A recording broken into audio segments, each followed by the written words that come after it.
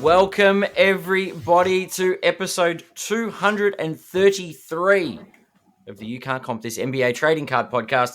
I'm your host, Adam Amy, joined today. We've done a midweek interruption to the return to regularly scheduled programming, kick Russell off.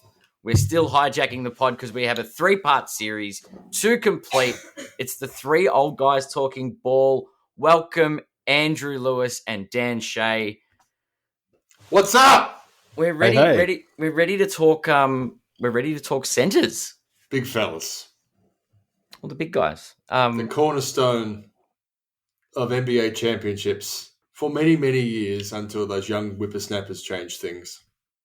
I don't know. Some recent MVP awards suggest that the role of the center has returned. So the center renaissance, but I'm ready to kick it old school.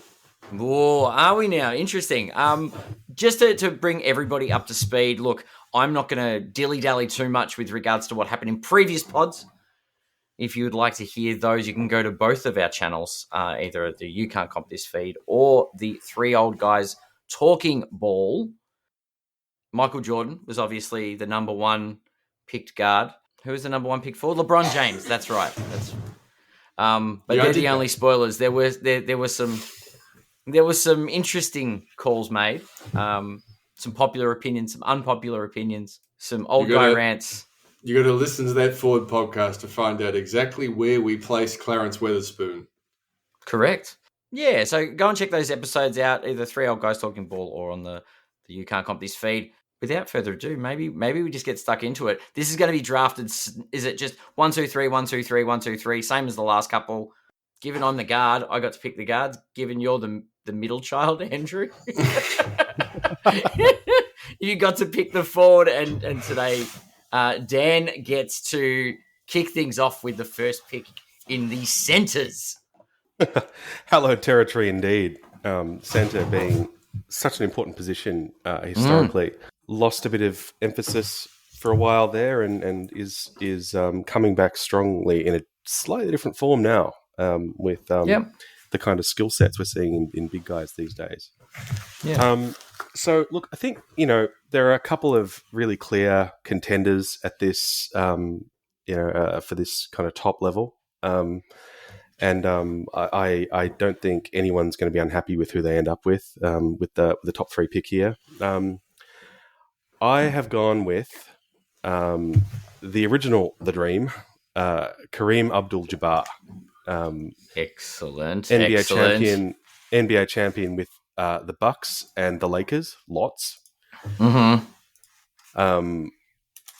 6-time NBA champ, 11-time All Defensive, Rookie of the Year in his first season, 6-time MVP, 2-time scoring champ, 4-time block champ, 15-time All NBA, twice Finals MVP, and with a career clip, having played until he was recently overtaken by one LeBron James, having played at a really high level until his final season at the age of 41. Just a wonderful, enduring player, managed to become a bit of a movie star during the time he was still kind of around the NBA, famously in the Bruce Lee film Tower of Death, playing showing off his kung fu skills.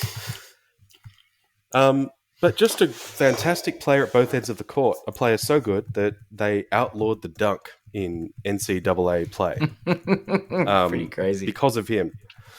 What is that?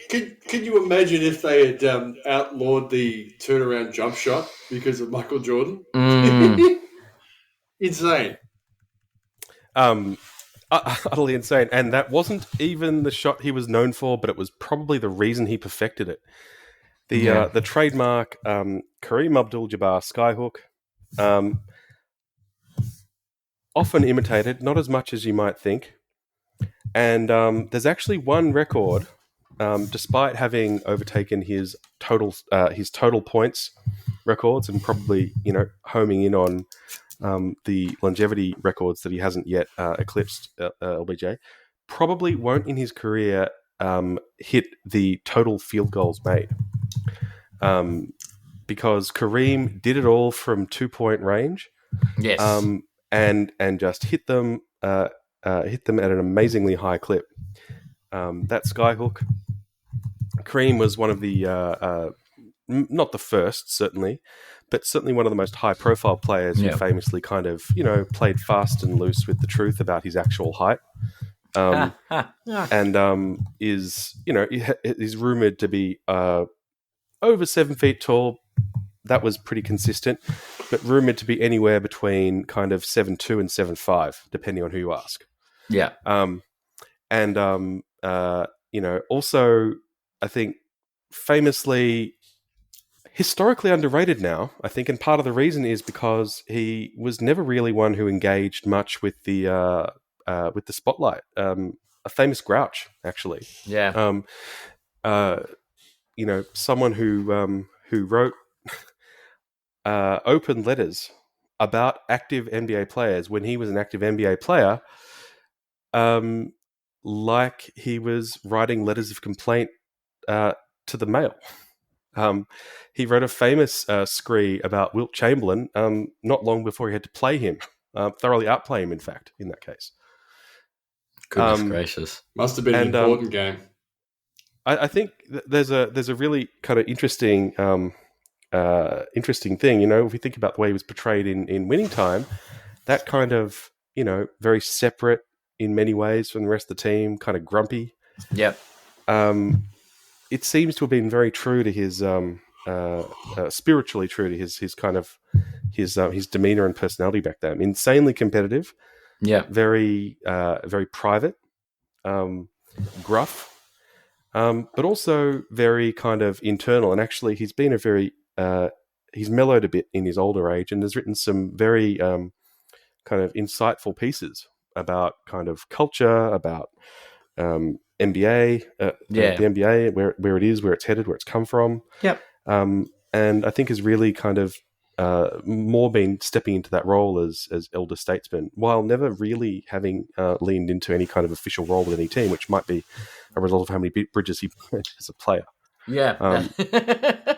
One of the kind of a famous high profile player to leave a championship team, by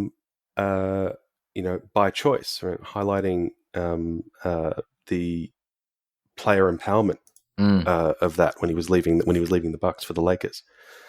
But I'm fully aware that I've picked as my top center of all time here a player who played most of his career for your team. Purple and gold. Love it. Very happy. Very well deserving number one pick. And I think a well-deserving card I will share with the listeners, and they are probably not very unfamiliar with this card. I'm going to go full screen and pop it up here. It is the 1969 Topps Lou Alcindor Kareem Abdul-Jabbar, number 25. It's a long card, very different. In a PSA 9, it last sold for $192,000. And that was in May 2023. There are 18 that have been graded as a PSA 9, and only 2 that have been graded as a 10. The sale before last being over $500,000 for this card. Question without notice, Adam, on the collectible aspect of Kareem. I would imagine Kareem finding something that was signed by him would be incredibly difficult, considering his well-worn or well-ventilated relationship to the fans, especially during his playing career. During the playing career, finding signed cards was near impossible anyway. Players didn't sign trading cards in the 60s, 70s, 80s. However, in the modern card era, which is where things have sort of changed, I guess, then we're talking about cards that are worth quite a bit of money that are signed, and memorabilia bits from game-worn jerseys. Kareem actually signed a lot post-career.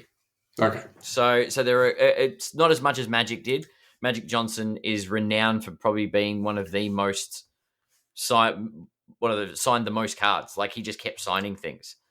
So you can pick up Magics pretty easily. You can pick up Kareem autos. I actually have the NBA 75, the 75th anniversary team, one of those cards, numbered to 49 or something, with Kareem's auto on it. That's one of my very few Kareems that I've got. But he does sign. It's not rare as hen's teeth. But this card in particular from 69, getting this in a decent condition is not easy. So even one in a PSA 8's worth 20,000 USD. Speaking of the longevity thing, before we move on from Kareem, Daniel, the famous longevity statistic about Kareem, other than the games played and the seasons and the points, is that he won the NBA Finals MVP 14 years apart. Now, the longevity argument is Kareem and LeBron. Mm-hmm. If LeBron were to win the Finals MVP next year, he would just merely equal that. That was correct, yes. Yeah. So LeBron won his first Finals MVP in 2012. So that's what we're talking about. That's the sort of... That's the crazy longevity, right? Yeah. Yeah. So if you were 11 when Kareem won his first Finals MVP, you would have been 25 years old when he won his final one.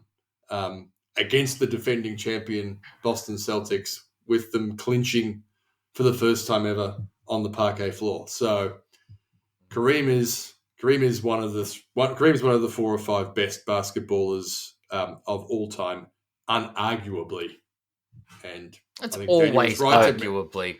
I think Daniel was right to mention that his lack of self-promotion, especially during his career, but also, and also I think he's got a rather, I mean, it's certainly a thoughtful, but not necessarily a comfortable relationship with his place in the world as an all-time sporting great. I get the feeling that deep down he'd rather would have been famous for something else. For sure. But has led to that as well, to his being somewhat underrated against certainly some other centers, one or two of which we will go through, who have been exceptionally good at self-promotion, and maybe one or two still are. That's a good lead in. Daniel had a thought. I just had a little tail on it, which was he made the All-Star team in all but one of his 20 seasons, so 19-time All-Star. And that was it happened to be a season after winning back-to-back MVPs the previous 2 seasons and finishing 4th in MVP that year. Mm-hmm. It was the season where he played the fewest games of his career in regular season, 62. It is, in fact, the only time. There was one other time that he played fewer than 70, or 65. But aside from those two, he consistently played essentially the whole season. There was no load management rubbish. I feel like that's the main thing. And an early model for just taking great care of his body. It's true. Sorry, I derailed your segue. It's okay. The segue, one career 3-pointer made. One career 3-pointer. What are we talking about? All right. Now, we've talked about all these lovely players that have been great because they've played for one team for their entire career. Calm down, Andrew. You know what's coming with the number 2 pick. I think the only words I can utter right now is, can you dig it? It is the big man, the big diesel, Shaquille O'Neal. The look of shock and awe on both of your face. I'm pretty sure I've shown my hand on that well in advance. And it was interesting because one of you made comment previously about, well, baby Shaq wasn't as good as Hakeem Olajuwon. But I tell you what, you know who was better than Hakeem Olajuwon? 3-time three-peat champion Shaquille O'Neal with Jordan 1, 2.0, Kobe Bryant at his side, the greatest 1-2 punch in NBA history, Shaq is the second best center of all time. And that's I'm done. I don't need to say anymore. I'm just waiting for Andrew's counter rant now. Do we need to bring up some Shaq stats? Do you not know who I'm referencing? Is he that unknown? I hear typing. I hear furious typing. Oh, it's hard. I'm not typing furiously. I'm typing while furious. There's an important difference. I look. Shaquille O'Neal is physically is the most dominant big in the history of the NBA. There's nobody that could stop prime Shaquille O'Neal, and that's it. Nobody could have. Kareem couldn't have stopped this man. The only problem with Shaq is Shaq may have been a bit too excited and enjoyed a few extra burgers in the off season. He wasn't as dedicated to his craft as some of the others. More dedicated, treating their body like a temple sorts, like the LeBrons or the Kareems of the world. Anywho, played for two of our teams. Played for the Phoenix Suns. Yeah, and the highlight of his entire time in Phoenix was the All-Star game in Phoenix where he did that dance. Yes. That's it. That's the highlight. Yes. Yes. Shaq's arrival took a fast, exciting, up-tempo team and slowed them down unnecessarily. The second greatest moment of the Shaq period in Phoenix was the time Greg Popovich decided to hack a Shaq 3 seconds into the first game of the season. That's a fun video. Yes. I'm still going to remember Shaq more fondly as a son than Kevin Durant. That's fair. That's fair. I like Shaq. I'm a big Shaq fan. Most people like Shaq. I'm happy you can see he's one of the 5 greatest centers ever to play in the NBA. Good. And he's gone at number 2. I mean, I kind of like that he's kind of cultivated that reputation for being mostly good-natured and a bit thick. But he actually has a non-honorary PhD, like this. The man has actually got multiple degrees, yeah. Like a lot of... Yeah, he has a legitimate doctorate. Yeah. And I mean, outside of basketball, like he's been a really quite shrewd investor as well. Like, he's been seen. You could hardly miss him, but seen at South by Southwest in his role as an investor. Like, got nothing to do with the sort of the entertainment, the TNT side of things. This is a guy who, when he was playing in Miami, was deputized officially. Yeah. And would tweet things like, first 10 people to touch, like, this is my location, giving GPS coordinates. First 5 people to touch me get courtside tickets to the game tonight. Hey, Dan, you said he was in Miami. Daniel, do you want to give a précis of how he ended up in Miami and who was the impetus for him being traded from the Los Angeles Lakers? Well, I think Ads has probably got the best inside take on that. I was talking about his work ethic and his unwillingness to train, right? That's right. You're just trying to make it up to him. It was just an opportunity for Kobe to speak his mind. And look, it was Kobe's team by that stage. And Shaq wasn't required anymore. Although they probably would have won another 3 chips if he'd stayed. Let's be fair. They could have eaten another 3 chips if he'd stayed. The minimum's well above 3. But look, I would like to have seen what would have happened if that team up had continued and they'd found a way to work share the court. Look, I think I'm going to be able to address this in more detail with a later selection of someone who's going to fall to me. But just to keep it short, no one in the history of the NBA was more satisfied with being very, very, very good but not great than Shaquille O'Neal. Yes. Yep. Except he was so talented that he was great anyway. Yeah. But we can see that he could have been even greater. Yeah. Yes, and that was probably the one thing that annoyed Kobe the most. Yeah, I've heard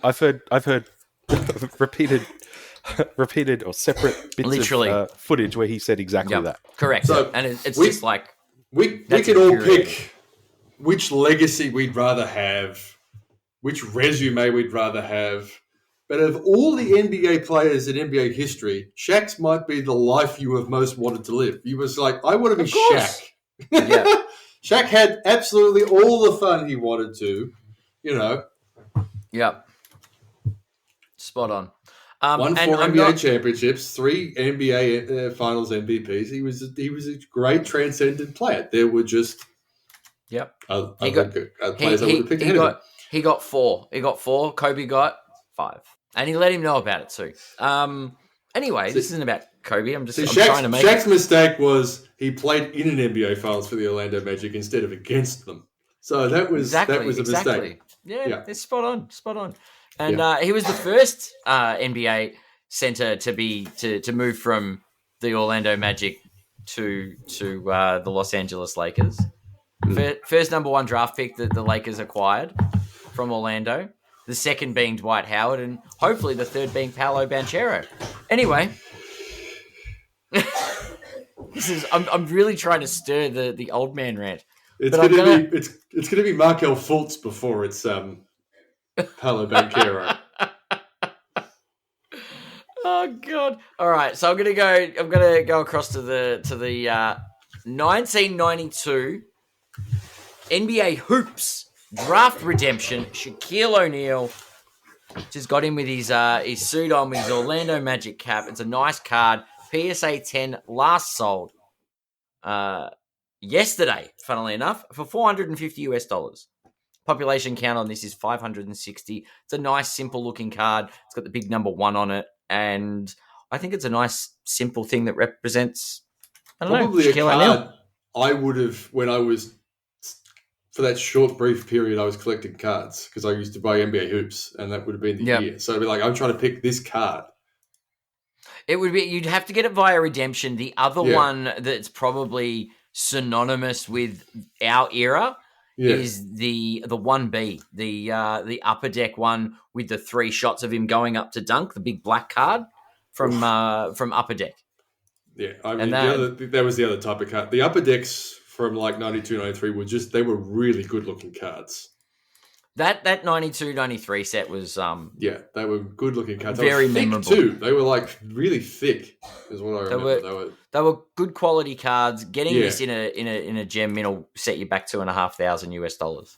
Yeah, there you go. So that's the rookie card to go for. If you get in a PSA 9, however, it'll only set you back $45 because there's over 4,000 of them. They're everywhere, but they don't grade very well. So getting a PSA 10 is not easy at all. You hear that, Daniel? Not easy. Awesome. All right.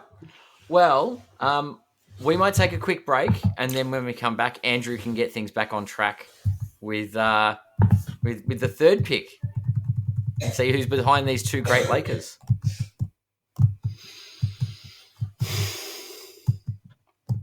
And we're back. Andrew, have you been umming and ahhing on which Laker you want to pick in number 3? I just was stirring that whole time about the 2 great Lakers. It's like that Tom Hardy Mad Max meme. Yeah, that's bait. DeAndre Ayton is going to be pick number 3, is he? No. But I'm going to calm down because it's okay. It is my honor. It's my honor. Honor, just like it was when we did the all-time draft, the teams back on many years ago. It is my honor to select as with number 3 in this draft the greatest winner in the history of team sports, and the greatest teammate in the history of the National Basketball Association, William Felton Russell, Bill Russell, man who won 11 NBA titles in 13 years. A man who might have had the greatest 14th-month period in the history of basketball when he won an NCAA title, an Olympic gold medal, and an NBA championship in the space of just over a year. Mm-hmm. A man who played nearly 1,000 games over a 13-year career. A man who finished with 5 MVPs and finished top 3 in the MVP 9 straight seasons in a time when he was playing in the same league as players we've already drafted over the course of the last few podcasts, guys like Joe West and Elgin Baylor and Oscar Robertson, and guys who we're about to draft. The driving force behind the greatest dynasty, perhaps in the history of team sport, a man who was so good coming out of high school and who Red Auerbach recognized as something you could build that sort of dynasty on, that he traded 2 future Hall of Famers for him without him having ever played a game. A man whose achievements outweigh his statistical record, but somehow that statistical record also includes 22 and a half rebounds per game for his entire 963-game career. This is a guy who basically they should rename defensive win shares Russells. He led the league in defensive win shares 12 straight seasons. That's not but you finished second in defensive win shares. That's pretty good, but he was first for 12 straight seasons. Let's see Victor Wembanyama do that. We will. But then again, we Adam might. can talk. Adam can talk about that when he picks Wemby with his next pick. No, he's the 8th pick. Oh, okay, excellent. Still second in career rebounds. Nice. In the NBA. He did average like 64 rebounds a game, didn't he? 22 and a half for his entire career. That's because he kept missing shots and rebounding them, right? Yeah. And he has just for you, Adam, he also has he has an all-star MVP as well. So. Oh, nice. And a true pioneer. Let's just say Bill Russell has his own Kobe Bryant trophy. Yeah, as Kobe Bryant has 2 Bill Russell trophies for winning Finals MVP. Daniel? Finals MVP or All-Star MVP? I think most of the guys we're drafting today, except possibly one, it would be an obvious choice to those. But which one's more important? Well, I think the most telling thing is, if we're talking about the example, which one do you think Kobe would have valued? Correct. That's it. A civil Not the one rights, that's named after him. a civil rights leader, a groundbreaker, the first playing coach at the NBA to win an NBA title, the first African-American coach in the NBA, the leader of the first all African-American starting 5.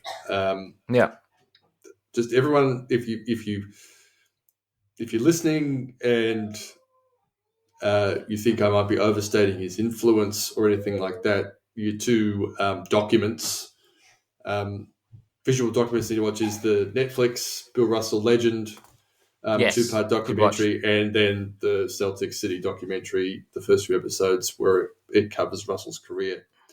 But also Second Wind, the Russell autobiography, which includes just some fantastic commentary on some of his rivals, but that's becoming a common theme. And Kareem should be rated against Bill because as soon as Kareem entered the league, Bill Russell retired. Yeah, he knew when he was defeated. He knew when he was done, Yeah. That's why Jordan retired and went to the Wizards, you see, because Kobe entered the league. Anyway. Yeah. They had years of crossover, Adam, and that's why he played at the Wizards, you see, because the years where he was at Chicago and Kobe was at the Lakers, Michael Jordan won every title. Kobe was just sharpening his claws. That's fine. It's all right. It's okay. We've picked the top 3, and so far we've got 2 Lakers and 2 Celtics, so we should be happy. Shaq's... Yeah. We're going to talk about the Cleveland Shaq. Was there another Shaq? Where was Shaq? Shaq was Cleveland between Phoenix and Boston? No, it was Boston was the last one, wasn't it? Yeah, and Cleveland was second last. Yeah, so he was. It was. Phoenix, Cleveland. Yep. Anyway, Bill Russell only played for one team. He did. And I've got a very old card to show. But Dan, you go first. Just some other stuff about Bill Russell. I think one of the things that really stood out about him was he had a very distinctive style of leadership. No one doubted that he was kind of very important to the team. A team that, when he joined it, had a face, had a kind of a leader in Bob Cousy, who was considered to be the best player on the team and the face of the team and famous nationally and all of that. And he had a way of both leadership and competition that, when you talk to the people who knew him, including, we'll hear about him later, but his the greatest rival he had at his position during his career, that he just was relentlessly positive towards them. This sounds like the Tim Duncan thing all over again. I think, in a way, it does. I mean, with Tim Duncan, people would try to rattle him and couldn't. Yeah. And Timmy would actually play mind games by killing them with kindness, and actually he was trash talking. Yeah. Versus. Right?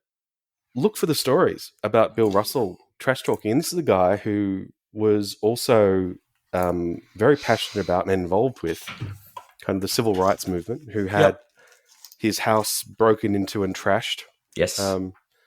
And was able to kind of maintain this dignity through all of it, and this really kind of positive, generous attitude towards leadership. There were those who there are in basketball and in other team sports, people who lead through kind of this force of their being the biggest, baddest guy in the room, right? And they kind of lead by this sort of vicious competitiveness, by demanding more of their teammates. But again, kind of ask around, including other famous Celtics, right? They had that way of really pushing their teammates in that way. Bill Russell lifted everyone up. And it worked really well for him. In fact, one of the things that he had talked about, and that I guess has come out partly in Celtic City, partly in other things that have is just some of the players he's been in a position to influence. In Celtic City, Kevin Garnett and Paul Pierce talk about it. But one of the people who reached out to him was your favorite, Kobe Bryant, when he was basically working on how to find his own leadership style. He clearly settled on a different one than Bill did, but Bill talks about how attentive and how attentive and curious Kobe was in seeking him out. Yeah, very much so. So I think he leaves a very different kind of legacy. Also a quiet, but not the quietly brooding of Kareem. And not the noisy charisma of Shaq. Yeah, but a quietly kind of strong guy with integrity who didn't leave enemies behind him. Yeah, fair. An interesting one. I think it's one of those, I guess, that's so far away from the eras of basketball that we've grown up with. So he's not even just barely removed from our era. He's so far in the past that contextualizing his impact on the game can be difficult. And it is. Kids these days that haven't seen Jordan, the ones that, we'll joke about it, the ones that call LeBron the GOAT, are so far removed from seeing Jordan that's why they've only seen LeBron. And I feel like Bill Russell's maybe that far away from us that he's not given the dues that he should be sometimes. I think it's an important point to make in all seriousness when we're comparing eras is that, and I think there's probably one guy on the bottom of consideration for a top 10 centers list who is probably the most problematic person we'll discuss, or might be discussed. But Russell has to be compared with his peers the same way Michael Jordan has to be compared with his peers. And you can make a Michael Jordan case that, if you were going to put together why Michael Jordan isn't the greatest player of all time, if you were going to do it, you would put the competition aspect, particularly at his position, when team defense wasn't necessarily a thing, there wasn't all the switching. So you would be like, who are the great other shooting guards that he came up against? That would be part of But that's not fair to Michael Jordan, who also, whenever he got the slightest whiff of someone coming up in his prime, particularly like during the first 3 championships, would, seek a way to cut out their heart and show how black it was to them before they died, metaphorically. He took it personally. He took a lot of it very personally. Bill Russell... The quest to be the best. Bill Russell's dominance, the fact that he played in an era where there was, a concentration of talent amongst 2 or 3 other teams. Teams were. It was a league with 100 guys in it. Yeah, and yet there's in any one of those seasons there's probably 20 guys who made the Hall of Fame. He has to be. You have to put him in his context of his time. Sure, and it's easy to diminish that, but there's no. I think the arguments against Bill Russell are usually revolve around the fact that he was, 6'10". He was not big for a centre by today's standards, or certainly by 1990s standards. Shaq would have flattened him. Yeah, during the, Yeah. No, I understand the dominance side of it as far as like he was. And we grew up in an era where there was a lot of really, really good centres. True, very true. Where it was a dominant position. The 90s, and they were all 7 foot, 7'1". Mm-hmm. Yep. So they go no. You can make that. You can make that argument that Russell would have physically struggled, but that you takes can't. away. There's no fact that we can see. There's nothing. Yeah, but it also takes away from the intangibles. This guy was the very living embodiment of how important intangibles are. How he makes his teammates better. How I don't think he ever said a discouraging word to a teammate. That's that's a little like Bradman never been hit on the hands in his career. So it's like one of those things where you think, well, that's not true. At some stage, he would have been like, hey, Tommy, can you just shut up? Yeah. No. Yeah, for sure. That makes sense. Yeah. He just felt, and I've used this in my coaching context, coaching young children in a different game. It's just like, Bill Russell's attitude was, I can be great, but the team can't be great unless I help you all be great. Yeah, correct. And it's not about being the one attitude that sets Bill Russell apart from every other NBA player in history. So I'm happy to concede that Kareem, in particular, deserves his spot as the number 1 center of all time.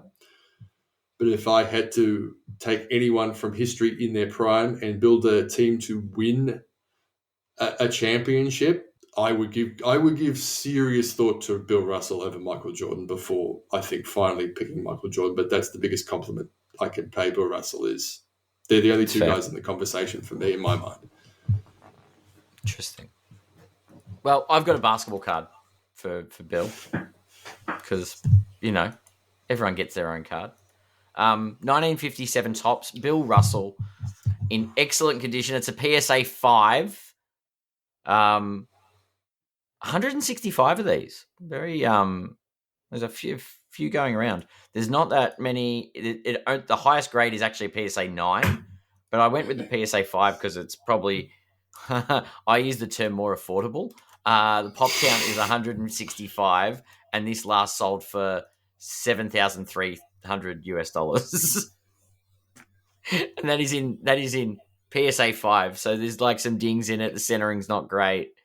You can get a PSA 3 for $3,800. If you get this card in a PSA 1, it'll still cost you $2,500. Anyway, it's almost a 70-year-old card. Yes, correct. Yeah. But if you get it in a PSA 9, there is no value. The estimated value hasn't even been guessed. It has never been sold. There are only 3 of them in existence, and they would have all gone to collectors. That would be my guess, anyway.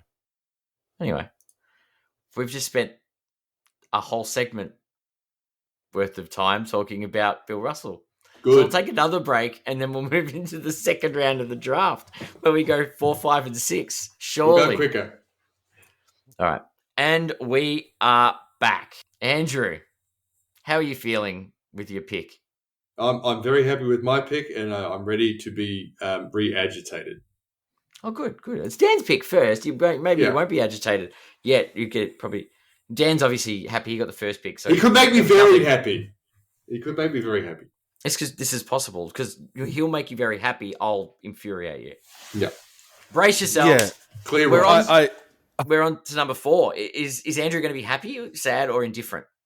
I suspect indifferent. So I don't think I'll be surprising anyone particularly with my pick. I'll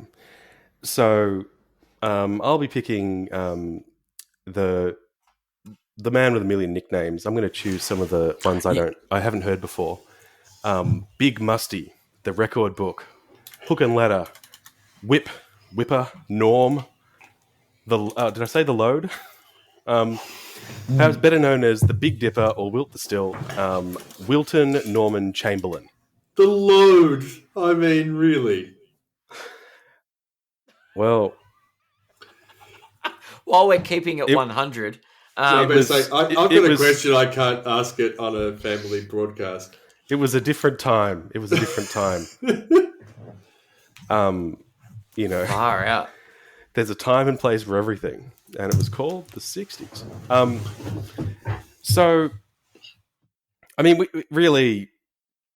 Wilt was always going to be somewhere in the top 3-4. Shaq was surprised. Was he going to be? Was he always going to be there? Well, I'm surprised. Yeah. I'm surprised by your pick. I thought you were going to have a dream theme to your selections tonight. Yeah. I will say, don't worry, he'll come around by the time you get to your next pick. In my mock.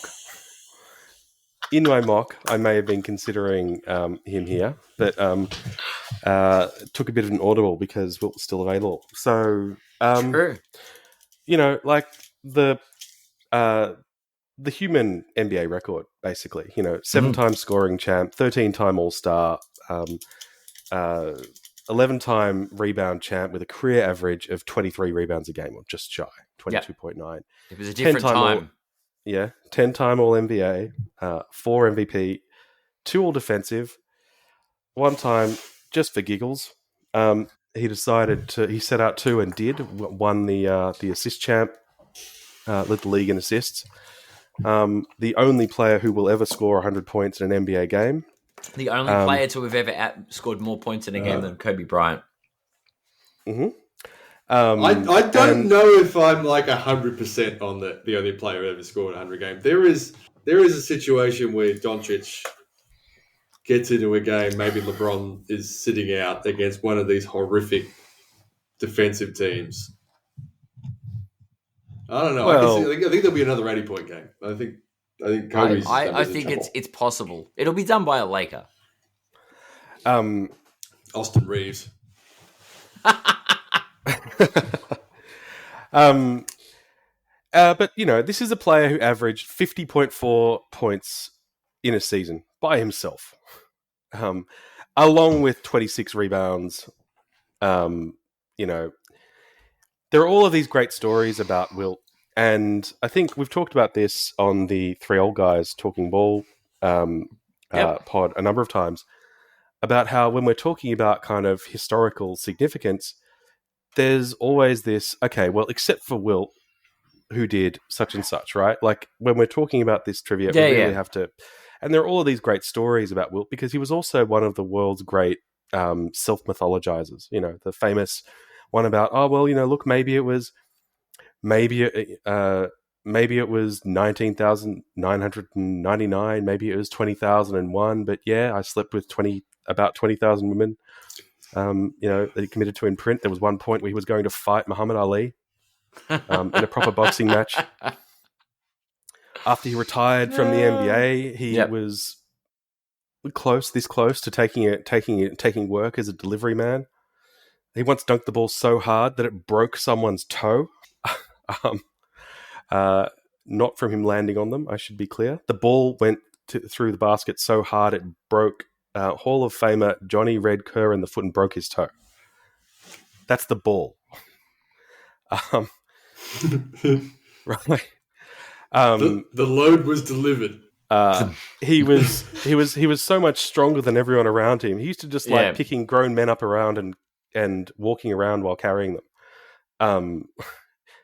He was grabbing quarters off the top of the backboard and secret. Oh, this one's contended, but I guess many of them are. But that he played very successfully and illegally underage in an adult men's league and dominated as a young teenager under an assumed name.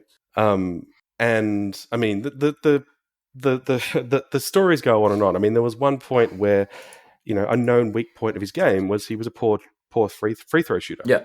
To the point where he decided to take some tips from famously good and unorthodox free throw shooter Rick Barry, and he shot. He tried shooting his free throws underhanded. Shot the best percentage of his year, and then was so embarrassed by how he looked, he stopped and went back to his terribly inefficient regular. At least he tried free throw shooting style. At least he tried it. Shaq was on the record saying, "I'd rather miss every free throw than try it underhanded." Yep. Wilt never fouled out of an NBA game.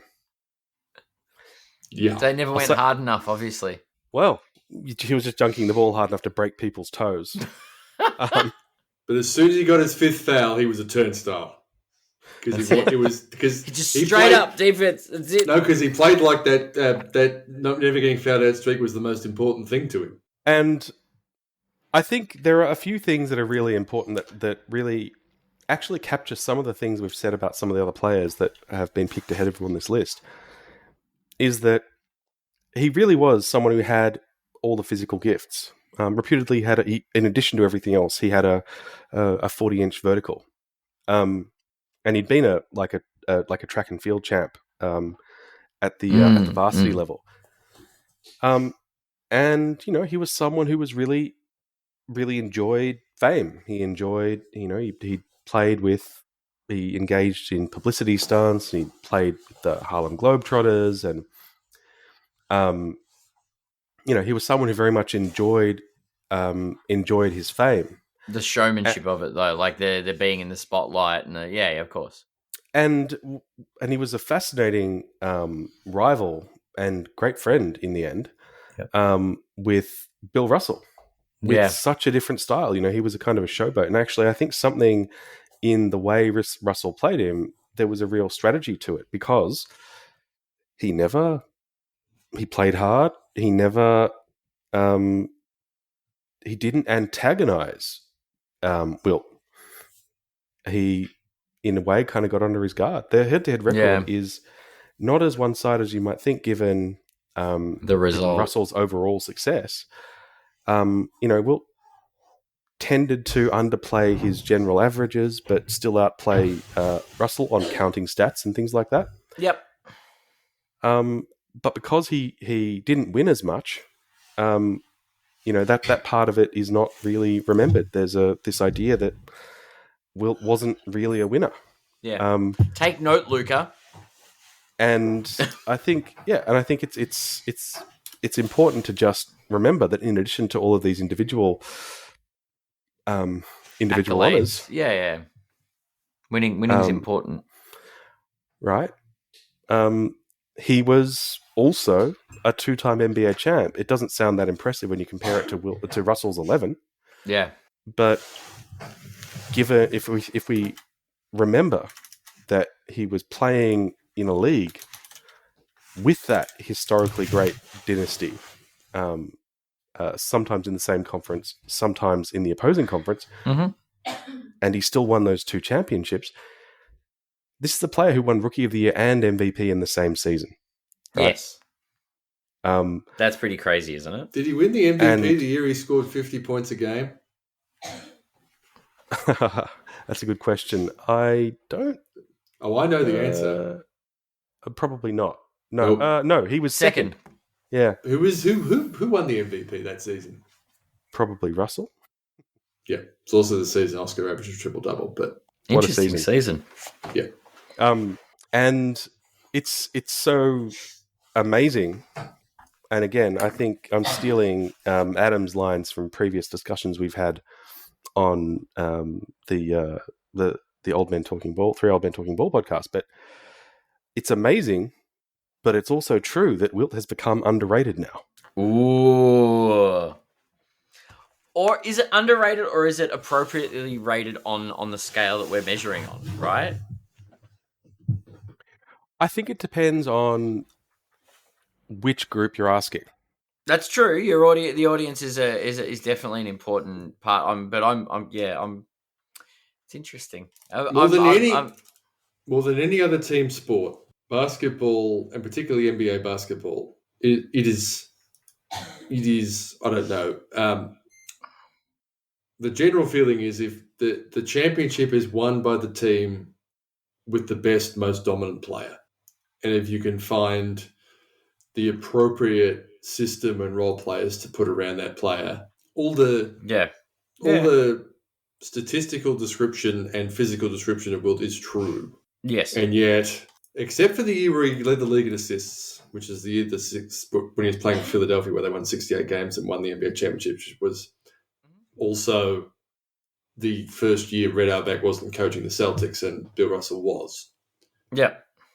And the 72-73 season of the Lakers, where they won 33 games right after Elgin retired, and Wilt Chamberlain was certainly not in his prime.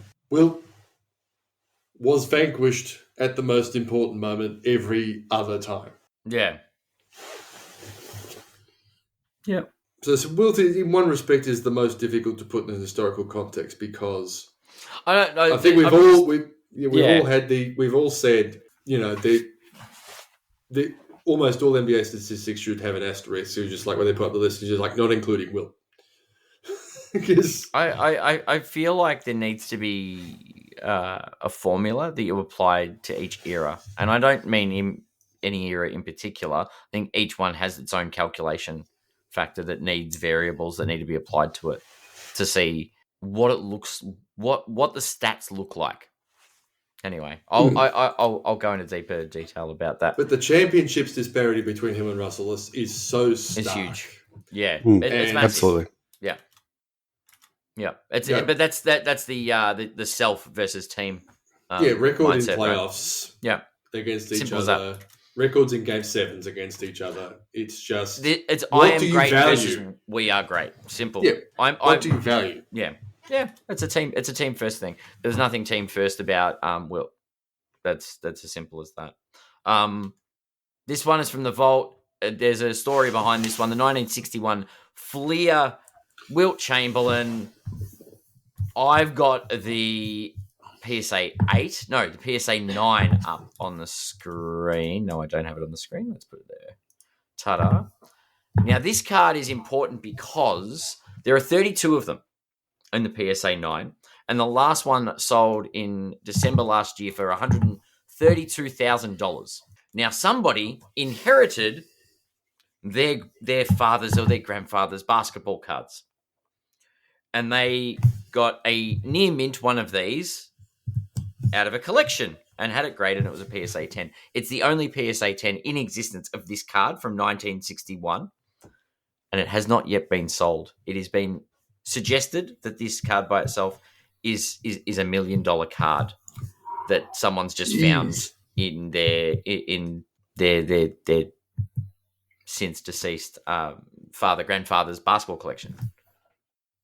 And it's just like hey, you got a bunch of granddad's knickknacks. Here's $1 million basketball card. No, obviously they didn't know. Yeah, and it was Wilt Chamberlain. Yeah, so an interesting one to trash and treasure story, I guess, for the collectors out there. Anyway, I'm gonna work on what I think these variables should be. But speaking of variables and applying formulas, I'm gonna break the cycle again with my number 5 pick because Andrew's about to get super triggered. And look, given I feel like we've spent more time talking about each of these centers than every other player we've spoken about in the previous pod. So I'll kick this along pretty quickly. With the number 5 pick, I'm taking Nikola Jokic. Knew it. I knew it. Andrew didn't just shut down the thing and disconnect and leave. He's done it again. Twice. Yeah, that's right. Nikola Jokic. This man should have 5 MVPs, by the way. This is the man that single-handedly reinvented the center position. Showed that in the modern era of basketball, where there's not just 100 blokes playing, but there's well over 500 players in the league, is doing it all, averaging a triple-double, and not just stat padding. I'm talking leading the league in each stat category consistently through the season and dominating as a result. This man could take 4 12-year-olds out onto the court with him and find a way to win an NBA game. Nikola Jokic has etched himself as one of the greatest centers this game has ever seen. And I'm drafting him with the 5th pick. You can go first, Dan, because I think Andrew's I'm just waiting for the steam come off his head. So, what I think part of this is that I think there's a very real chance that Andrew was planning to take him with the next pick. But look, I think the thing about Jokic, the only thing that had me hesitating with this list is that as dominant as he's been, with as little kind of relative support as he's had on that team, in terms of what a team that didn't have him on it could have made of his teammates, right? It's that his story isn't yet finished, and so as a result, it's like, we're banking somewhat on trajectory. I mean, there's a chance that Wemby's going to, kind of blow all these guys out of the water once we finally see him his final form. If Jokic is done as of this season, I've still got him at 5. Oh, I'm just saying, right? Like, in terms of that kind of duration of legacy so for far, sure, right? yeah. So, height of peak, really, I don't question it at all. And I don't hate it. Like, I would have been amazed if he hadn't made the list at all. I think he deserves to be on it. Yeah. Which means that really it's about, any arguments are really about his placement. Right? Yeah. But, that ability he has to just make the most of whoever happens to be on his team, that stamina he's got, where, people are literally counting like the visible scratches and stuff on his body to try to pick up signs that he's slowing down during a hard-fought playoff series, right? Yeah. And the fact that despite being a big man who does a lot of his damage either off the pass or off the shot from a pretty long way away from the rim, particularly for a big guy, he's so consistent, just so consistent, and had, I think not by the end of the season, but I'm pretty sure there was a point in the season where this last NBA season, where he was leading the league in 3-point percentage. Yeah, he was literally doing it all. I think, like I say, the knocks that exist, there's one that's a bit spurious, which is that he's not a good defender, which is not really true. He's not the best for his size and position. He's not the best one-on-one defender. But he doesn't do the things that you expect of a center. He's not the block leader. He's not the. But as a team defender, those he plays long his arms, role. Yep. Those long arms spread out to the side as well as going up, and he might as not in block help defense. He's good on help D, and that's he gets a lot of steals for a center. Yep. And so I don't hate it. It's not who I expected to be picked here, but this is sort of not far away from the range I had him in my mock, in my head. So yeah, I'm really. Andrew looks like he's recovered enough to give us his take. Is the word recovered? Is the word recovered? I don't know. We'll find out. Andrew, do the card. Oh boy! Wow. Do the card. Oh, are we gonna get full old man rant? This is great. I'm gonna get the light blue PSA 10 number. I've got the light blue because of the Denver color match. So I'll just get this up for everybody playing at home. This is the 2015 Panini Prism Nikola Jokic rookie. Light blue prism, numbered to 199, PSA 10, last sold for, and we're just going to look at the last couple of years. Actually, all time's probably funnier. If you'd bought this card back in 2020, or no, 2019, this specific card would have set you back $305. Last sold May this year for $9,200. And there was a sale previous to that was $11K, but yeah, 23 of them out of the 199. Great card, underrated. Bigs have never sold well in the card collecting world, but I think Jokic is the real deal, and there's a market for those cards. Passing on to Andrew now. Yeah. Do I need to No. hit the censor button or anything? No, that's fine. No. And to be fair, if Adam had picked the player he should have picked with his fifth pick, I would be picking Nikola Jokic right now because I had Jokic 6. But the disrespect. We're talking about players who've become underrated, forgotten even. I'm sorry it's had to come to this for me, picking in 6 for this guy fell to here because I had him ahead of 2 setters, Dan. Mm-hmm. And the 2 guys I had him ahead of were the 2 guys Adam picked. Yep. So, with the 6th pick in the center draft, I pick Hakeem Olajuwon. Now, Adam says in his erudite, articulate summation of the Nikola Jokic unfinished career that he could pick a bunch. You can drag a bunch of 12-year-olds. Let me just clear away the. Sam Cassell was 13, not 12. Let me just clear away the thick layer of hyperbole on that, and talk about the team that Hakeem Olajuwon led to a final sweep against the aforementioned Shaquille O'Neal in the 1995 NBA Finals. Baby this was Shaq, after yes. beating. This was after. Was he in nursery school? May as well be. Skinny Shaq. How about that? Okay. Well, let me get my hyperbole remover off again because you just relayed some on there. This was after in the Western Conference Finals, not just beating but eviscerating that year's MVP and scoring leader David Robinson, who we're probably going to mention in the last 4 picks at some stage.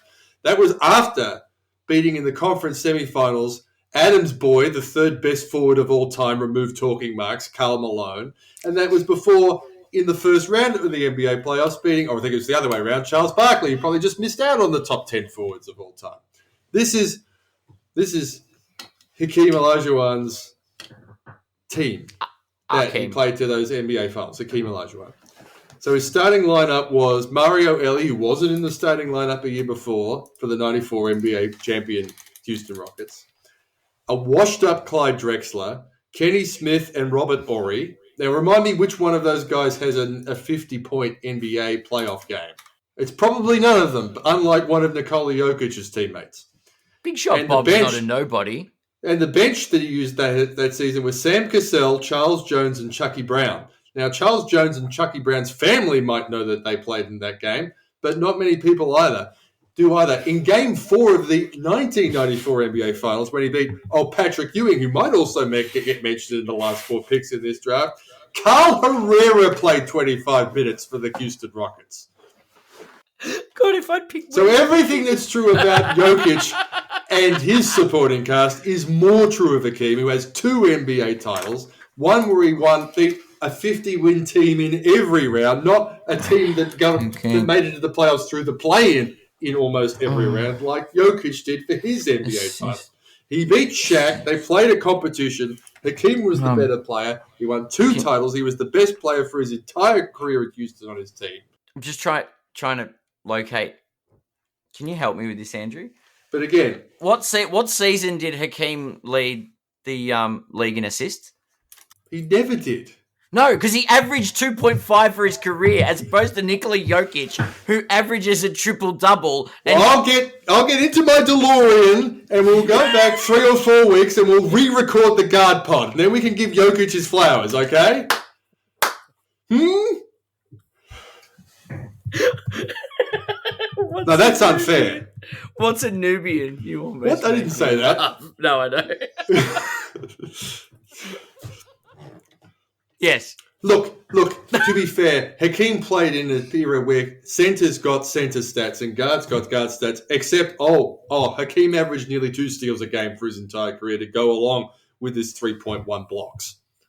Hang on. In 1990, Hakeem averaged 6.7 blocks and steals combined. Okay? So, yes, as Daniel mentioned, Jokic is unfairly described as not a great defensive player. But the list of guys who are not a great defensive player, next to Hakeem Olajuwon, is probably everyone who ever played in the NBA except Bill Russell. Hakeem is criminally underrated. Criminally underrated.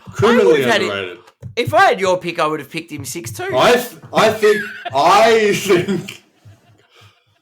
I think you're all just doing this for content purposes.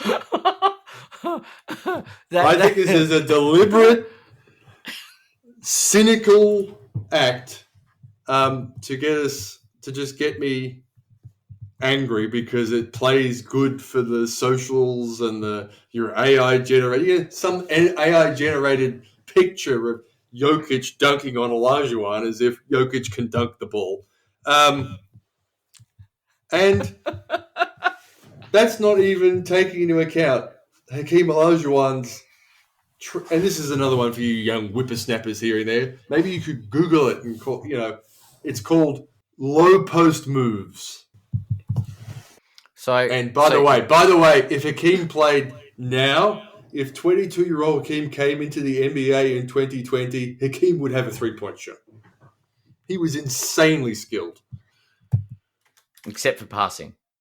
He never did that. Because he never played on a team with any good scorers. Jokic played with a bunch of people. I'm happy to concede that Nikola Jokic is a better passer than Hakeem Olajuwon. But one sparrow does not a summer make. True. One playoffs where every team is like, here's another 43-win cupcake for you to knock down to get to that NBA championship. Nikola Jokic. The defense rests. On that note, I'll find a Kareem card. The good old. I'm going to go to Hakeem. The man's name is Hakeem Olajuwon. Do not put up a Kareem Abdul-Jabbar award, or I will. You don't want to know what I'm going to do. It's Akeem AKEEM Olajuwon. The 86 Fleer rookie. The 86 Fleer rookie. Akeem Olajuwon. In a PSA 10. The pop count on this is 354, and it last sold for $3,960. Peak of this card sold for $25K during COVID, but there has been a little bit of a dip. Yes, not highly coveted Hakeem cards, but he is a well-respected center, and look, he was named before some of the others you mentioned, like David Robinson and Patrick Ewing and Mark Eaton, if we're going to go back to that Utah team that I seem to David be in Robinson, love with. Patrick Ewing, guys in their peak who were destroyed by Hakeem Olajuwon. Yes, one season does not a career make. He did play with a few decent scorers in time. 2 NBA titles. I mean, Charles Barkley and Clyde Drexler were no slouches. Neither was Scottie Pippen. Yeah, that's interesting. I mean, it was the later part of their career, but you don't want to pass to those people. Oh, it was the later part of their career. Why would you want to pass to those people? Why would you want to pass the ball to Scottie Pippen? Did they ever average were they averaging 26, 27 points a game while they were playing with them? Well, there's only so much to go around. I mean, there was enough for Shaq and Kobe. I mean, come on. All right. It's Houston. Pippen averaged 15 in Houston. 15 a game in Houston. Barkley averaged 19. Barkley averaged 19. He would have averaged more if Hakeem had passed the damn ball to him. Oh, because Shaq had such a huge assist rate too. He was passing to Kobe all the time. You're right. This makes for great content. Shaq had a better supporting cast in every one of his NBA titles than Hakeem did. I just read you the Hakeem, supporting cast. Do I have to go through the rest of his? No, we're fine. Vernon Maxwell, Otis Thorpe, Earl Cureton, Chris Gent. God, we thought you were going to go full old guy on us, and you picked someone from the 90s. We remember Hakeem Olajuwon. Come on. Really? Then act like it. Good point. On the other hand, the next pick is where things get interesting. All right. I'm gonna go to one final quick break. When we get back, we'll just go through the rest, and things will get more than interesting. Hopefully, I'm still alive. We're gonna try and avoid a cardiac event from Andrew. Oh.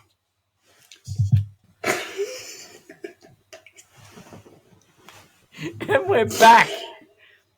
Andrew, how are you? Are you feeling? Are you feeling calmer, refreshed? Oh, I just downed a double whiskey, so I'm good. That'll settle you for Dan's next pick, but I don't know about mine. All right. Yeah. I don't know who on earth is going to be picked. Just Dan, just be sensible, please. Oh dear. Just you've definitely taken your antihypertensives, mate. Yep. All right. All good. He's going to pick Wemby. Watch this. No, I feel like I'm being relatively dull in this draft.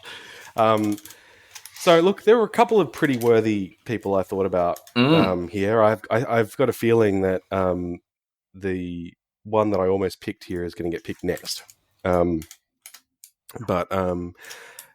here, I think, yes, wanting to spread out the eras a bit. But with the 7th pick, I'm going to pick Moses Malone. Good man. So, mentor of Andrew's favourite player of all time when they were both playing for Philly. 6-time total rebound champ, 13-time All-Star, 83 NBA champ, 3-time MVP, and a Finals MVP, 2-time All-Defensive selection. And while he did start off in the ABA, it was really just a little while, and because he started playing very young for his era, started playing at 19, he started playing in the NBA the year he turned 21, and played through until he was 39. Although he was clearly showing the effects and proving again that Father Time is undefeated by the end of that. But during that time, this was a guy who, from center, was really a really, really dominant rebounder. During an era where that was more common for power forwards by that point, and just a great kind of inside scorer, not the kind of gaudy shot blogger that I say gaudy. That's not to devalue it. Wasn't the high block number kind of rim protector that someone like Olajuwon was, or the person I suspect is going to get chosen next. But just such a consistent, dominant rebounder, inside scorer, a historically great offensive rebounder specifically. Led the league in that even more times than he led the league in total rebounds. To the point where he was, he was a lock to be kind of right up there, giving his team second chances.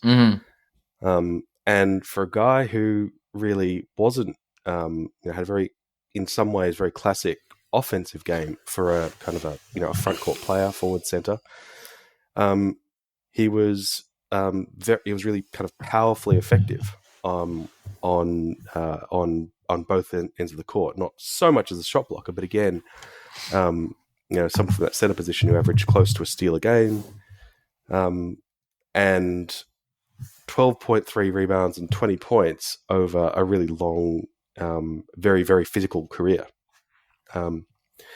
So yeah, that's my guy, Moses Malone, the chairman of the boards.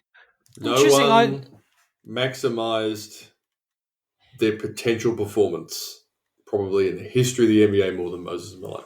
And he got the most out of himself. He did. Yeah. I'm just trying to find a card. There's not a lot of Moses Malone. There's a little bit, but I thought I would go back into the vault and find something nice. We did have a 1975 Topps Stars card of Moses Malone, PSA 10. Pop count on this is 39. Last sold for $18,900. Yeah, nice little bit of cardboard. I'll share that for all those playing at home. Yeah, not a lot. Obviously, the 1986 Fleer, he makes an appearance. There's not a lot of basketball cards out here, but this one probably being the most impactful. That was rather calm. And maybe he did. Moses is who I had next, so I'm happy with that. Quelled the fight. Oh, how do I annoy you then with my 8th pick? Please do. Somehow I think you've got it in you. I feel like I've been able to achieve this. No, I do not have Victor Wembanyama. I'm not picking Wemby. Oh, do I? I was 50-50 and it was... All right.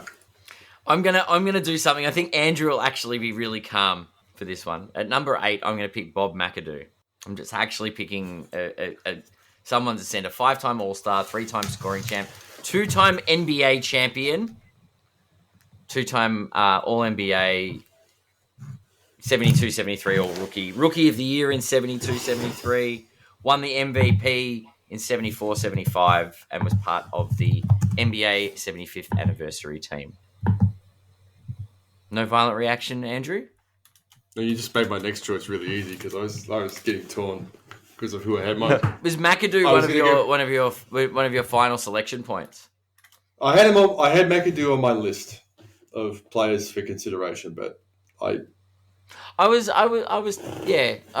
tempted to stay in the 90s, and I didn't. I thought I'd look back on history a little bit, and the numbers are incredible in his peak. Yes. And something that centers just not achieved.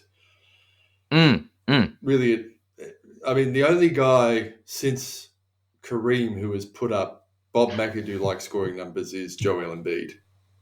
Yes. So, who none of us are about to select for ideological reasons. Very much, yes. So I thought someone else was going to go at 8, and now I get to pick them. And if that person had been picked, then my next choice would have. I had written down an order, and I was rethinking it as I was saying it. So I was debating, and I guess I'll show a card, and then I'll ask the question of you, Andrew, if the player I'm thinking is the player you're going to pick. Yep. What have we got? I've got a PSA 10. 1973 Topps Bob McAdoo. Very nice little, I guess it's a rookie card. PSA 10. Last sold for $43,900. There's 5 of these in existence. Although Card Ladder says that's overvalued and suggests that if you're looking to buy one, it's probably only worth about the 18 to 20K mark. So, what do I know? Oh, yeah, PSA 9, there's 81 of them, and they last sold for $700. So maybe that's why they think it's only worth 18K. Interesting. I actually have a Bob McAdoo autograph somewhere in this collection that I've got. So, anyhow, obviously, because if he's backing up our number one pick. Yeah, he won his championships as no longer the best player on the team. Yes. Yeah, he was a role player by that stage. Yes. Yeah. He was. Very much so. Did don the purple and gold. Yeah, I say that as a potential segue. All right, so my first question was going to be... Sorry, the question after the card? Yeah. Is there a military rank for the next person? There sure is. And it's right at the top of the guys in the boats and the ships. It's Navy. Yeah. He's actually got two nicknames on basketball. The other one is just D-Rob, so that doesn't count. It's the Admiral. It's David Robinson. Excellent. Who won NBA championships, is no longer the best player on the team.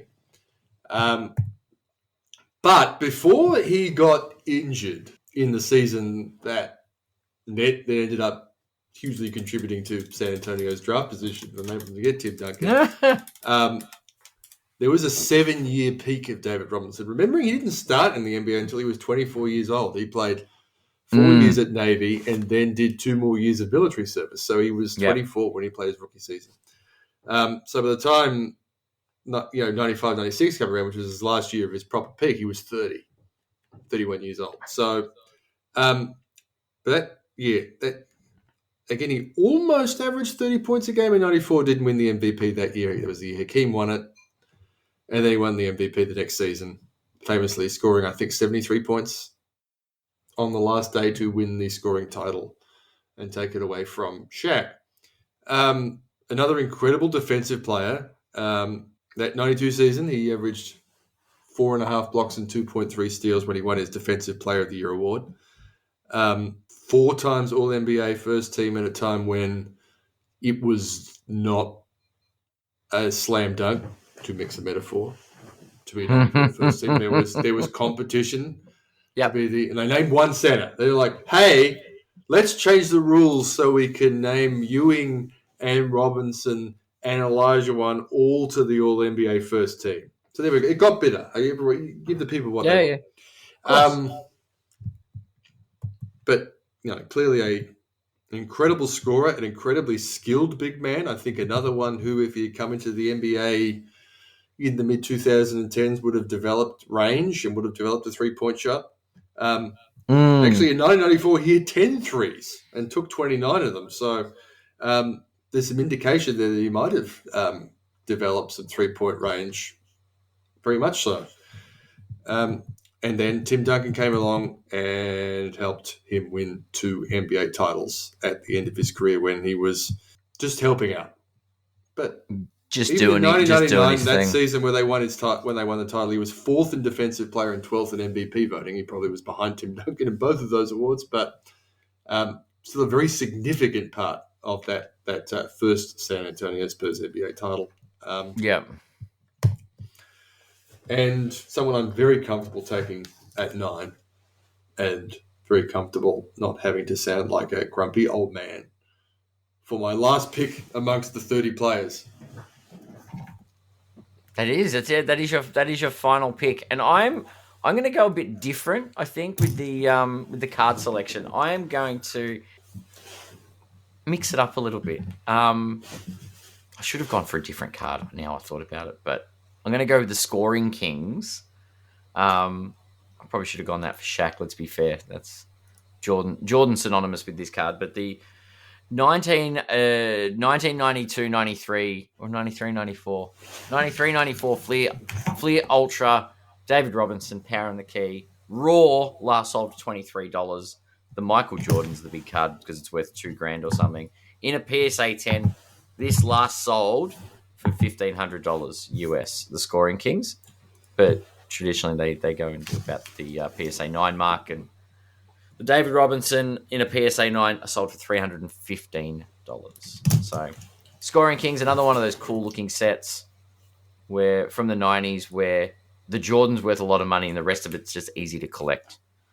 Interesting trivia stat, bit factoid about the importance of centers historically is we've picked 9 and 7 of the 9 we've picked were either selected first or second in the NBA draft. So if they pick a center first, then it's probably going to be a good center? Yeah, Jokic sort of averages it out though, right? Yeah, and one who was picked 43rd during a Taco Bell ad. Yeah, drafted through the ad. That was pretty funny. Yeah. Drafted to play backup behind the other rookie that year. Yeah. Insulting much? Nurkic, the Bosnian beast. That's a nice day, Rob. Anyway, Dan. Drum roll for the last pick of our whole shebang. This is it. No pressure. You can pick No pressure. any centre you want now that's remaining. Well, I guess, this it's an interesting one because there's a lot of leeway here. Do we go with tradition and go right back to the very early days? Do we think about someone who had maybe a less even career but a really high peak? Do we look at people who had kind of really great high pressure, high profile moments of coming through adversity? I had a bit of a think about all of these guys. I wasn't really thinking about anyone for this whose career story is still being written, although, I think we've got some great candidates in the making. Jokic was the only one that made my current 10, would have made my current 10 on this. And so I did. I genuinely thought about this one. I hadn't come in deciding because there have been a few curveballs. You're welcome. Yeah. Well, you know who you are. And so...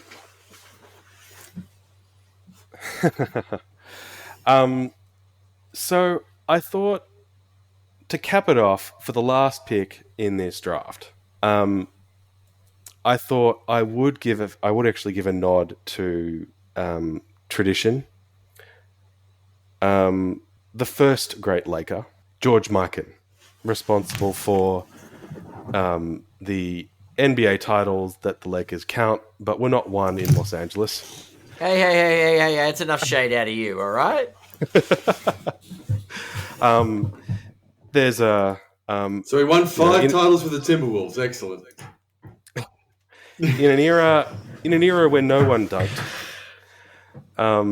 this the rules hadn't been established properly. Let's be fair. George Mikan was a 4-time All-Star, a 3-time scoring champ.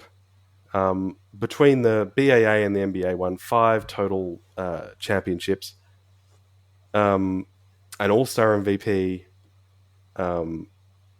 and he's the one that those drills under the basket, just practicing the Mikan drill. It's famous. Every player does them. It's a big part of training. Just a dominant big man, and I think as well, look, recognizing the competition, he was a giant in that era. Yeah, for sure. He's a player who, would have been reasonably sized. In fact, the Basketball Reference page doesn't list his height, but I'm pretty sure he was 6'10". Yeah. Yep. So, center sized, kind of. Like, you could. There are plenty of 6'10" players who have played center over the years, but certainly not towering over people. The way the Kareems and the Wembys and the Wilts have done in their respective eras, but certainly. And this is a guy who post basketball, a post playing career, I should say, still remained pretty involved with basketball. He ran the CBA for years. The successor to which is the G League these days. Yep. Became pretty involved with basketball administration post career. Played what by today's standards is an amazingly short career. Played for 6 seasons, then retired, then unretired, and played one more. Well, the best part about that is how many championships did he win? 5 total. How many seasons did he play? Total of 7. Yeah. Yeah. Pretty good stats. And in those years when he was winning championships, he was averaging, he was averaging 28 points a game, 14 rebounds, 3.2 assists, on 23.5 field goal attempts a game. by today's standards, nothing particularly flashy. About a very kind of mild-mannered looking giant man, but just a really important player in his year, in his day. You know, a 27.1 PER. Just kind of going to show how dominant he was in that era where they played fewer games, people were smaller, the game was played kind of low, and there were a huge volume of shots being thrown up, and even those throwing them up close, who were good at it, were hitting less than half of their attempts. Yeah, yeah. I think if you pay attention to what I said before about putting people into the historical context, then Mikan has to be in the top 10. But the game is so removed from that, you know. And I don't think you need to compare. You know, I think I'm sort of breaking my own rules here, but even thinking what would have a peak Mikan done up against a peak Russell, let alone. I know he Shaq or technically doesn't Jokic. play. But can you imagine? Yeah, just trying to appreciate that George Mikan plays the same sport as Giannis Antetokounmpo. Yeah, and look, it makes it difficult. He wore his spectacles on the court. Come on.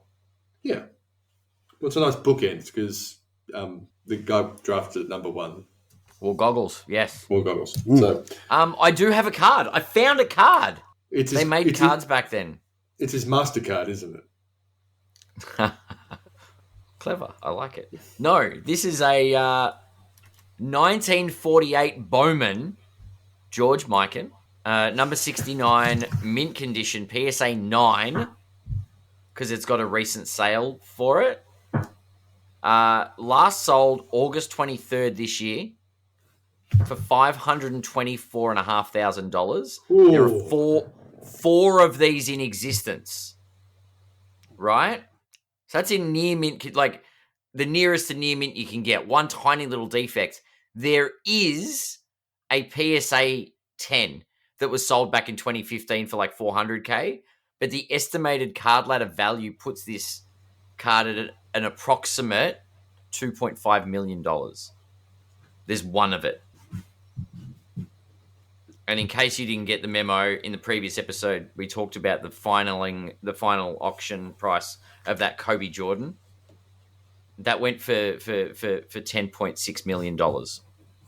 Holy US. Christmas.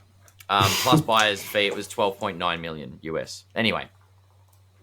Yeah. That's like 20 million Australian dollars. Nearly, yeah. Yeah, on conversion, it's just under 20 million Australian. It's weeks of Oz Lotto jackpots, as in you have to wait for it to... That's a hell of a Powerball. Yeah. But we are Aussies. You need to put things in their context. Like, how many people is that? How many MCGs would that fill? But it is like it's almost 20 million Australian dollars. What's the delta between that and the previous sale price of the Kobe? Yeah. No, it was like 176K a while back. Like someone's held it for a while. Yeah. But it in the time that it had sold originally, it was 25,000 it was sold for. Then it was sold for like 176,000. And now all of a sudden it's gone for $12.9 million. Yeah. When was that? 176? The 176 was 6 years ago. Yeah, it was. Yeah, you'd feel like a real idiot if you were the one. So the person anyone that traded cards like that in that 1-of-1 Kobe or Jordan thing for anything less shy of absolute ridiculous money is probably out of pocket now. Yeah. I mean, they probably got a good deal, but anyway. But I think this is going back to Mikan. Like there's 5 of the in PSA 9 or 10. There's 5 of them in existence, so it's a piece of history. So the person that paid $500,000 for one of these PSA 9s, obviously it's a piece of a Lakers history. So it makes it there is an impact collecting wise, be it Boston, be it Los Angeles, like the dynastic type teams attract a bigger market as far as collectors and things. So, and especially the way the Lakers are one of those franchises that get into the spotlight, and like the Showtime era, they're that attracts those collectors and the like. So, but yeah, 48 Bowman. It's a nice looking card too. I don't know about his dribble style in that, but it's an action shot maybe. Who knows? But yeah, where Teen Wolf got his dribble style from, isn't it? Probably. So that's the top 10. Shall we quickly recap and tie this bad boy off? Yes, please. Let's. All right. In number 1, we have Kareem Abdul-Jabbar. In number 2, we have the Big Diesel, Shaquille O'Neal. In number 3, of course, the winningest player according to Andrew and most other experts. It is Bill Russell. Number 4, Wilt Chamberlain. Number 5, Nikola Jokic. Number 6, Hakeem Olajuwon. Number 7, Moses Malone. Number 8, Bob McAdoo. Number 9, the Admiral, David Robinson. And number 10, we have George Mikan. I think that's a really solid top 10. Yep. I actually think it's a well-spread, quite reasonable top 10. Did anyone have any of those players well and truly out of their top 10? Well and truly out. I had one of those players was 15 in my rankings. Was that Shaq? No. But it was one of your picks. No. What? Oh, McAdoo. Yeah. Interesting. So, yeah, I mean, look, I had all of them in my list. My original list was 17 I was 18, tempted I wanted to do McAdoo I wanted to pick Mikan at 8, but I thought he was more of a 9th or a 10th pick. Mm-hmm.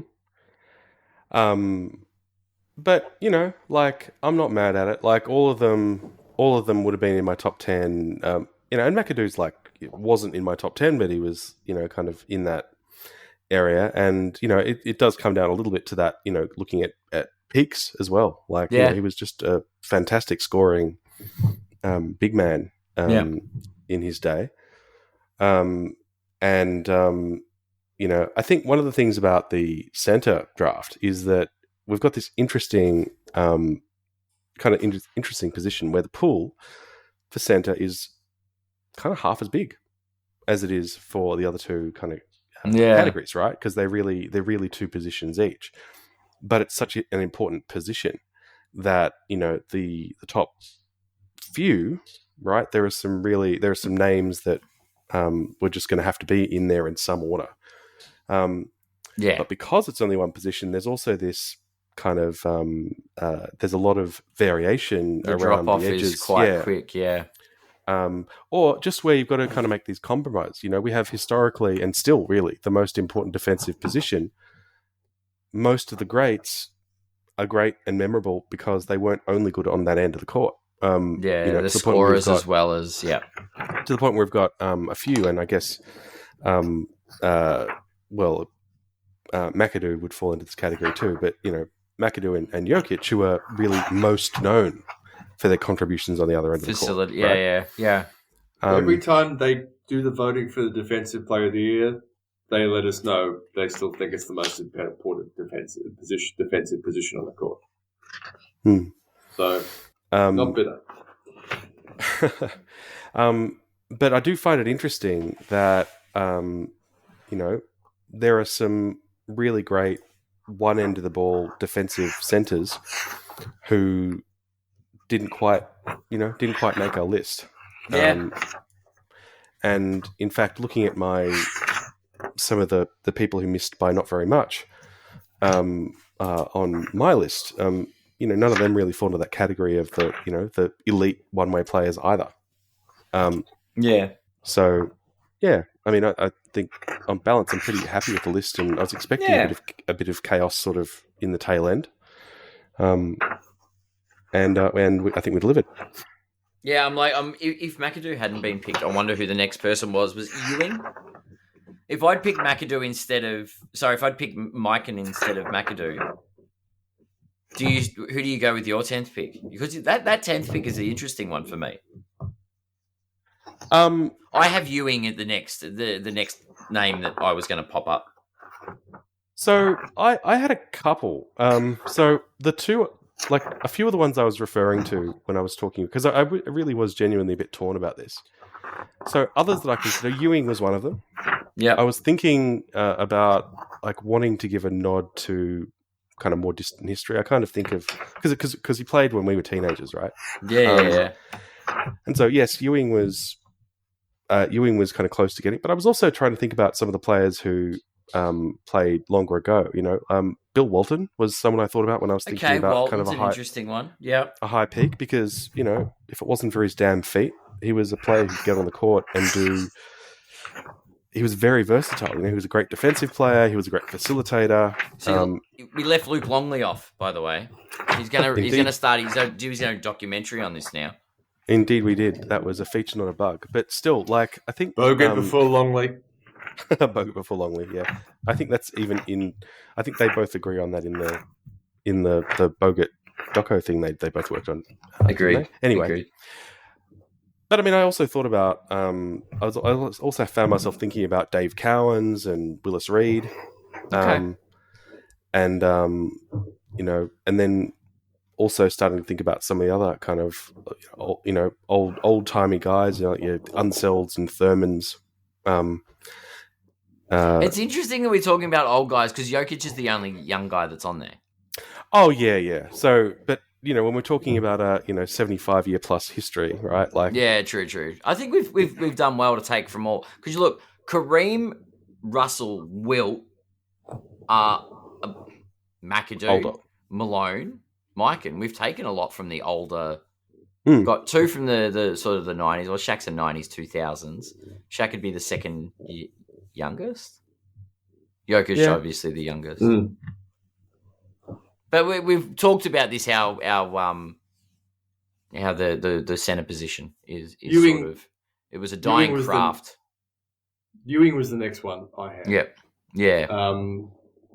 And some of the other names I had later on my list, because I wrote down 15 names have been mentioned, except one, and it was actually a younger player. I had Dwight Howard in my 15. Howard's a consideration. He was... Yeah. And I think he sort of... he also fit into that won his championship when he was a role player as well. Yeah. But I think there's a second half to Dwight's career that as we sort of moved away from rating the center position because teams weren't doing it, where his production in that period, sort of the Rockets, Charlotte stage of his career, and he was getting moved around. But he was still putting up pretty impressive numbers. I think that sort of and of course, when he was in Orlando, his numbers were fantastic. He was the best center in the league and sort of unchallenged almost during that period, depending on how you think about. Agreed. Yeah, and with the power as a center, mobile, versatile. That's the word.